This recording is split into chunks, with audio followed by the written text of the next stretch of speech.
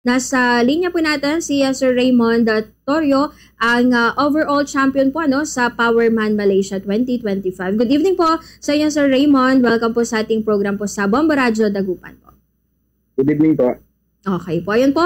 Unang-una po sa lahat, Sir Raymond, congratulations sa inyo pong pagkapanalo po dito sa Powerman Malaysia 2025. At siguro baka maaari po ninyong ilahad po sa atin, Sir Raymond, kung paano po yung pagsali po ninyo dito sa Powerman Malaysia at yung naging daan din po para kayo po ay manalo, sir? Sumali po kami dito kasi every year naman sumasali kami since 2018. Tapos nagkaroon na ng pandemic, so nahinto siya ng 2020, 2021. Tapos nag-resume ulit kami 2022, 23, saka 24. Then last year. Last year, ang nanalo din dito is yung national athlete po natin, si Johnny Ron. Okay po. So, bali ano po ito, sir? Sa iba't ibang category po ba ito, sir? Or sa cycling lang po, sir? Ano po? Sa iba't ibang category po ba ito, sir? Hindi. Open na po siya. Open. Okay po. So, ang category po natin is 10 kilometer run, 60 kilometer bike, and then 10 kilometer run. Okay po. At kamusta naman, sir, yung pong naging journey po dito sa Powerman 2025? Naging ano po yung mga naging struggles po ninyo, sir? At hirap din na yung pinagdaanan po? Yes, siyempre naganda tayo para dito. Usually naman pag pumupunta tayo sa ibang bansa, yung travel, yung jet lag, kumbaga, at saka yung usually yung lalo na yung mga bagong athletes natin, naninibago pa sila sa lugar, and yung puyat po pagdating sa biyahe. Kasi alis kami dito mga 2 AM, so wala nang tulog yun. Tapos darating kami doon 11 until sa bagay, mayroon ba naman tayong 1 to 2 days na pahinga para makapag-adapt pa naman doon. Tapos, yun, race na sa linggo. Okay po. So, parang ano pong mga bansa, Sir Raymond, yung parang masasabi po ninyo na matinding naging kalaban po ninyo dito, sir?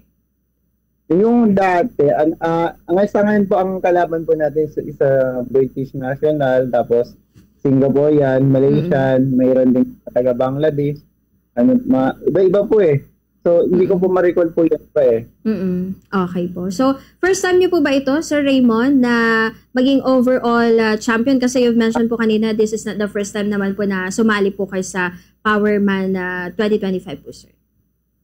Yes, ako po yung first time ko po manalo sa ngayon.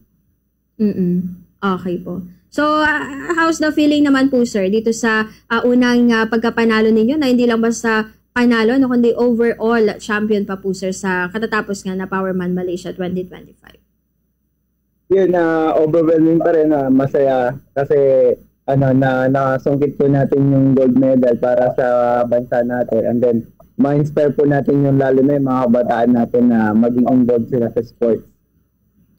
Okay po. So, eto, sir, hindi siya kaparehas, of course, ng mga common po or kilalang sports natin sa Pilipinas, tulad po ng basketball, volleyball. So, paano nyo po ma-encourage din po, of course, yung mga kababayan natin, especially mga kabataan, na mag-engage din po sa mga ganitong klase din po ng sports po, sir? At gaano ka-interesting din po ito, sir?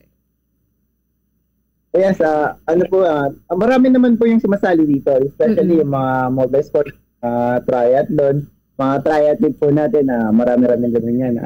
And at the same time, yung sa triathlon naman, nakailang gold medal na tayo dyan sa SEA Games. So, ayun, hindi kahit yung mga kabataan natin na magtuloy-tuloy lang at saka gawin ng nararapat at saka maging masaya sila sa kung ano man yung sports na ginagawa nila. Para magpatuloy parte ng national team. At darating din yung araw na may re-representa nila yung bansang Pilipinas. Okay po. Ilang taon po pala kayo, Sir Raymond, nung nag-start po kayo, sir? 20 to now. Okay po. So, opo. Matanong din natin, sir, ilan po kayo lahat sa national team po ng Pilipinas, sir, na nag-represent sa ating bansa? sa ngayong taon, ako lang po yung pumunta as a national coach na po kasi. Tapos, mayroon po tayong mga developmental athletes, 3 po yung dala po natin. Okay po. So, nandyan pa rin po kayo ngayon, Sir Raymond, sa Malaysia po, sir? And then, nakaka-uwi ko lang din galing Malaysia. Nandito na ako sa Pangasinan ngayon. Okay po. At po, dahil dito, asan po pala kayo, sir, sa Lingayen po, dito sa Pangasinan? Lingayen, sa Matalaba, Lingayen, Pangasinan po. Okay po. So, bali ito, sir, after po nung naging magandang journey po ninyo sa pagkapanalo po ninyo sa Powerman Malaysia 2025, ano po yung mga next? Siguro, may mga susunod ba kayo, sir, na sasabakan po? Sa ngayon, focus muna tayo ako sa coaching kasi yung mga national athletes po natin, magre-represent po sila sa World Games this coming August sa Chengdu, China. And then sa December naman po, yung Southeast Asian Games naman po natin sa Thailand. Okay po. So siguro, last day na lang po, Sir Raymond, baka may mga dagdag pa po kayo mansay or mga naisin pong pasalamatan dito po sa mga nakasama at mga sumuporta din po sa inyo sa pagsabak po ninyo sa katatapos po na Powerman Malaysia 2025 po, sir.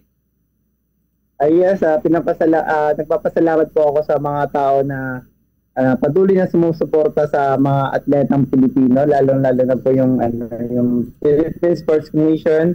Ang po namin, ang private sponsor po namin, ang Go for Golds kay Sir Jeremy Randalgo. Mga ilang individual na taga rito sa Dagupan, taga Mangaldan, si Doc Butch Ija, taga Sir Adi Cabrera, si Coach Melvin, mga kapwa ko coaches, and then sa Triathlon Association of the Philippines, ang National President ng Triathlon Association of the Philippines, si Sir Tom po. Okay po. Ayun po. Thank you po ulit sa oras ninyo, Sir Raymond. At muli, congratulations po sa inyo pong pagkapanalo, sir.